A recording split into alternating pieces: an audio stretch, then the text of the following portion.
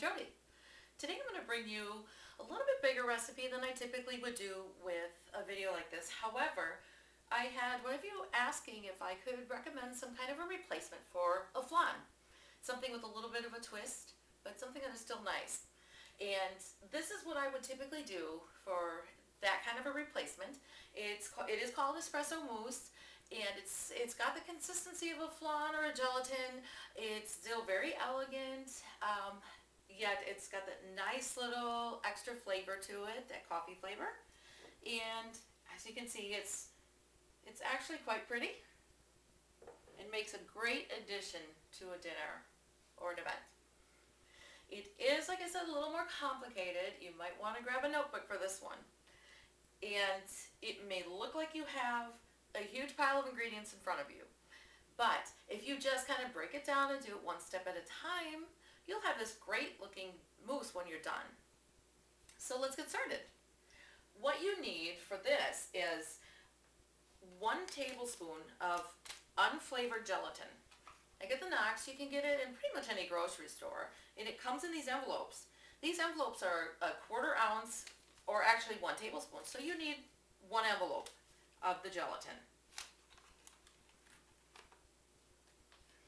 Now what you need for that is half a cup of cold water, but that's going to be split. So you need a 1/4 cup for one thing, 1/4 cup for another of cold water. Also with that, you need a cup of sugar. You'll need 6 drops-ish, 5, 7 is okay, of lemon juice. You can use commercial lemon juice for this or squeeze your own if you like. Either one is fine. You'll need a cup of milk. Then you'll also need a 1.5 cups of heavy cream, or heavy whipping cream. And that's going to be split as well, 3/4 to 3/4 of a cup. You'll also need, after that, 3 eggs separated, which I've already done here. So I've got the egg whites and the yolks separated for you already. After that, you will need 3/4 of a cup of espresso or strong coffee, which I have here. If you don't have an espresso maker, that's fine. Just make in the regular coffee maker a strong batch of coffee, just a tiny bit. Use a full scoop and just run a little water through it. And that works just as well too. It's not as strong as an espresso, but it's still very good. And after that, you will need a 1/2 teaspoon of vanilla. And for garnish, shaved chocolate. I use almond bark simply because almond bark is more versatile. We've talked about that before, actually. You don't have to buy specialty chocolate that you shave off a little bit and it sits in the cupboard. Almond bark is great. You can use it for anything. Okay, so let's get started. Just take it apart here. What you want to do is take half of your water, which is a 1/4 cup, put it in just a little dish. Take your tablespoon of the gelatin and just sprinkle it over the top. Now you're going to set that aside, and it's going to do what they call softening. It's just going to soak up all the water, and it's going to become a gelatinous mixture. And that's good. That'll take a little bit of time, so you leave it to the side there. While that's sitting, you want to take your saucepan, turn up the heat. You want to add your cup of sugar right to the pan. Your other half of the water, which is a 1/4 cup. And your 6 drops of lemon juice. And as you can see, I got a couple more than 6 in there. Just kind of whisk that together.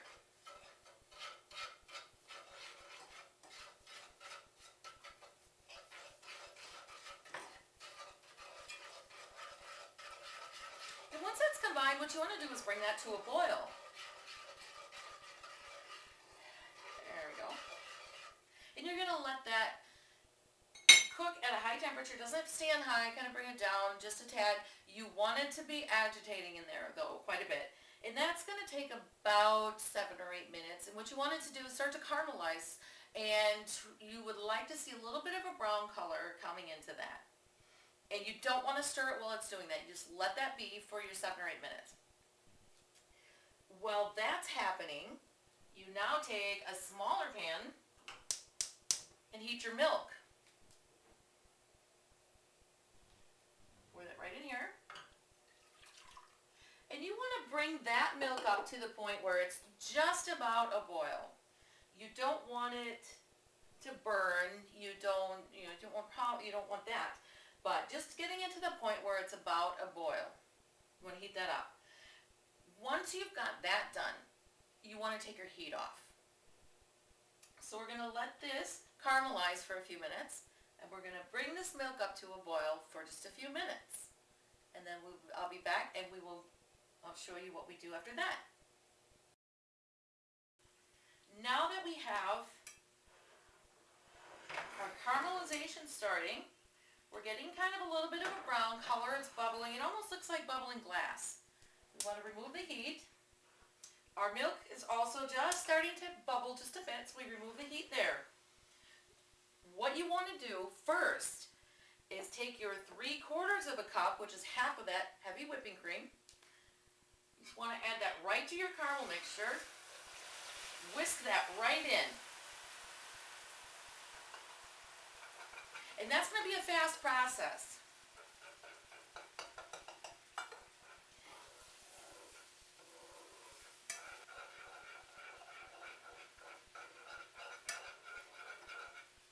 And you've got that nice golden brown color here.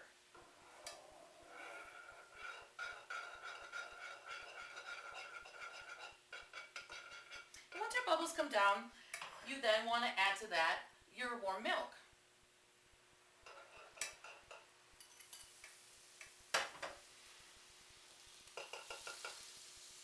Oops. That wasn't supposed to happen. So you've got this great caramel looking brown colored liquid now.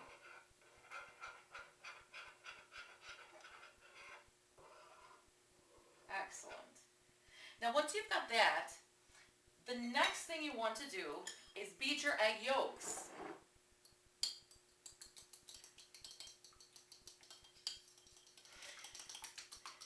It doesn't have to be tremendous. You just kind of get that all broken up and beat a little bit. Now, you can't just pour your eggs right into your caramel sauce because it's going to just basically cook the eggs. So what you want to do is take just a little bit of the sauce itself, not much, just a couple of scoops here. Add that to your eggs and mix that in.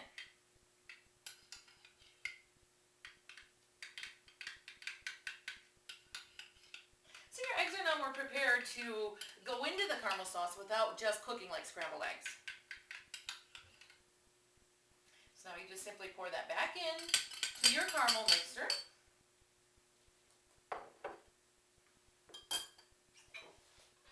And whisk that back in.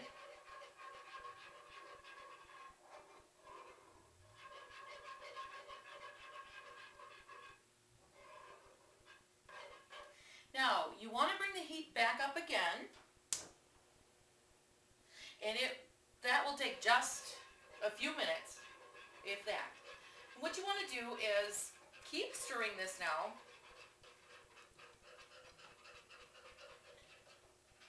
You just want to kind of bring the temperature back up.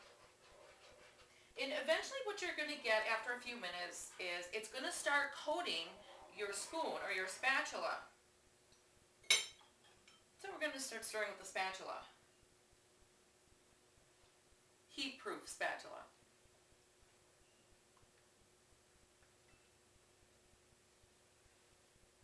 And what you're looking for is kind of a runny, custardy look. When it starts sticking to your spatula or your spoon, like a custard, then you know it's complete. And that'll take just a few minutes. So now I've let that kind of almost simmer for a little while. It's just a little bubbly here.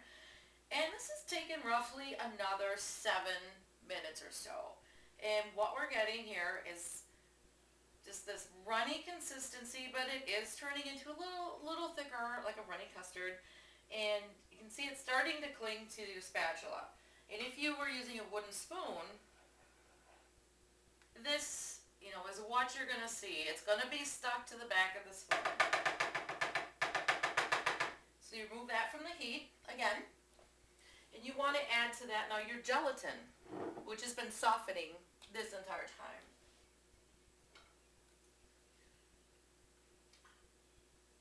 And this is what you get. Just kind of a clump of gelatin.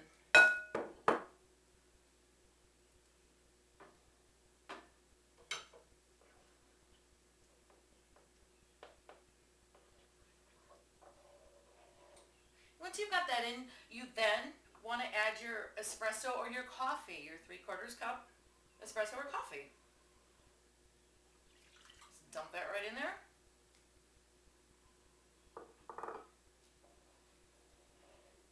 And to that, add your 1/2 teaspoon vanilla.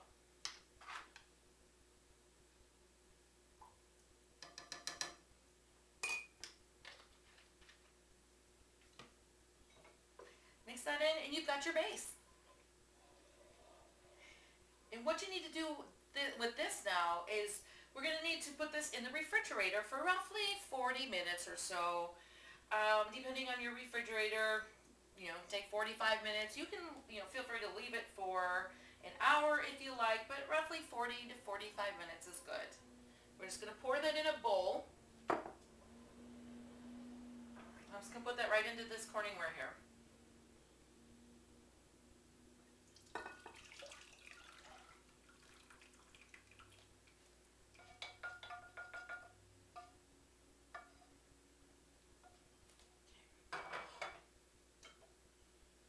And that's going to set in the refrigerator.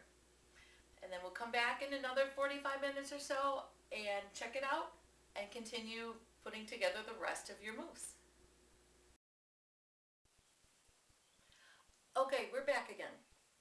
Now, the custard is now sat in the refrigerator for roughly 45 minutes. And you can see it's a little bit thicker. It's gelatinous. And that's great. That's what we want. So the last thing you need to do to put this together is add in the last of your heavy cream and your egg whites. You want to do the heavy cream first, and you want to beat that. You can either do that by hand with a whisk. If you do use a larger bowl, so you can get a lot of movement, a lot of air into the cream, and get it nice and fluffed up and stiff. I'm going to put it in the mixer today with the wire, the wire attachment. Just dump that in. We're going to beat that right up so it's just a little stiff, a little fluffy, a little bubbly. And that only takes a couple of minutes.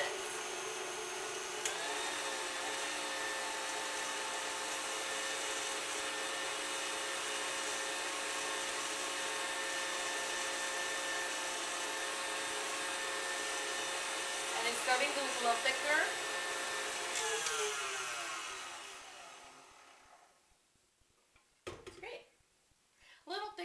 Stiffer.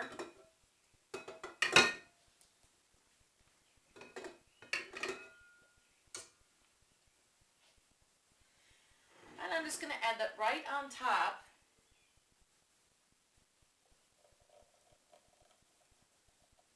As you can see, it's a little bubbly. That's great. That's what we want.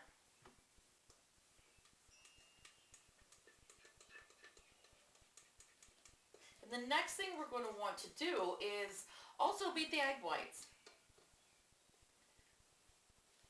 So what I'm going to do is I'm going to put them right into the same bowl again. That's fine.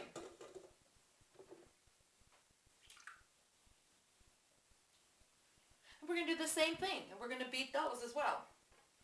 However, in the meantime, you first want to fold in your cream very gently.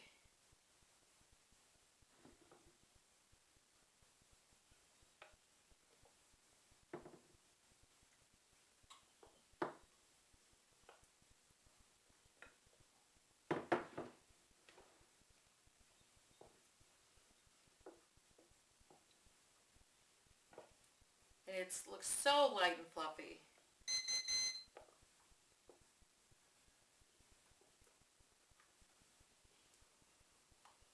Very good. Now we're going to beat the egg whites. And we're just going to do the same thing so they get a little fluffier, a little stiffer, look like they've got some good air into them. And that also takes just a minute or so.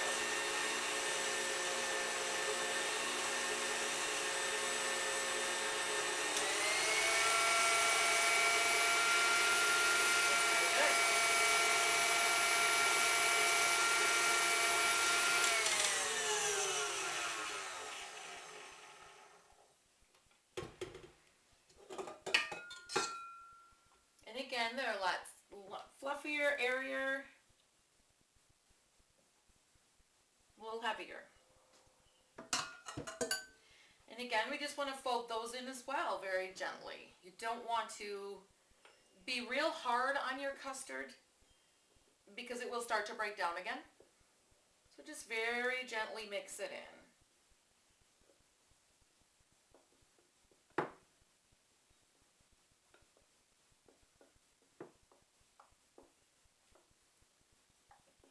That's great. Once you've got that all mixed in, incorporated, the next thing you want to do is chill it again, this time for 3 to 4 hours. Now you can either chill it right in the bowl here, and when it's time to serve, you scoop for everybody, or you can put it in individual dishes. In this case, I'm going to chill it right in this bowl here. Again, that will take 3 to 4 hours. So I'm going to put it back into the refrigerator, and we will come back again, and when it's done in 3 to 4 hours, we will add our chocolate, our shaved chocolate garnish, and it will be ready to go. The mousse has been in the refrigerator chilling for nearly 4 hours, and as you can see, it's pretty solid. Your mousse is complete. Now, if you had put that into individual serving dishes, you just take that out at the time, maybe let it sit out for just a few minutes to kind of bring it up to set a little bit better, and then serve it. Otherwise, right out of the jar, right out of the dish, you just simply scoop in to your custard, put it in your dish, and garnish it with your chocolate. And there you have it, a beautiful espresso mousse with a slight hint of the coffee taste. A nice twist for you. I hope you enjoy it. Give it a try. Don't be intimidated by the complexity of the recipe. Like I said, just break it down one step at a time, and you too will have this beautiful mousse. Enjoy.